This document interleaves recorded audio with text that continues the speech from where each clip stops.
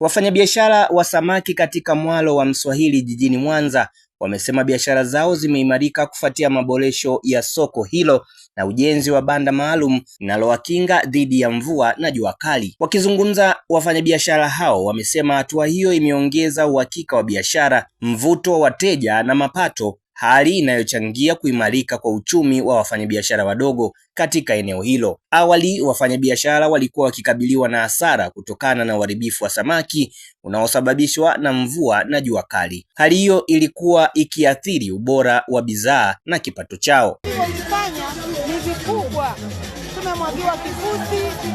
Imani yetu, soko yetu na matarajio yetu, soko hili litakuwa kubwa zaidi. Maana kadri kunavyozidi kucha, panakuwa na mabadiliko zaidi.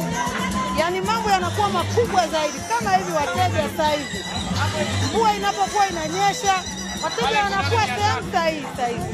Hawanyeshewi, samaki zetu haziharibiki kwa ajili ya jua, mazao yetu hayaharibiki, hatupigwi jua, hatunyeshewi mvua. Kwanza tumejenga soko la kisasa pale, lakini pia mwaro umetanuliwa kwa maana vimemwagwa vifusi ambavyo vinawezesha sasa hivi mwaro umependeza. Ina maana kila mtu anafika kwenye eneo la soko, lakini pia samaki imepanda thamani. Sasa hizi hata watu wanaopima samaki kwa kilo wanakuja.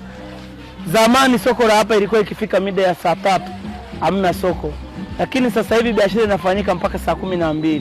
Baada ya kukamilisha ujenzi wa jumba la kuuzia samaki, sasa hivi tunapambana kufanikisha kujenga chanja za kuanika dagaa. Ni changamoto kubwa sana kwa sababu kuna wakati mwingine dagaa zinapatikana kwa wingi zinakosa soko. Na jinsi unavyoona hapa hakuna mchanga, hakuna nini. Sasa tunalazimika kumwaga kifusi, kufukia tope ili maeneo yawe rafiki kwa ajili ya kujenga chanja.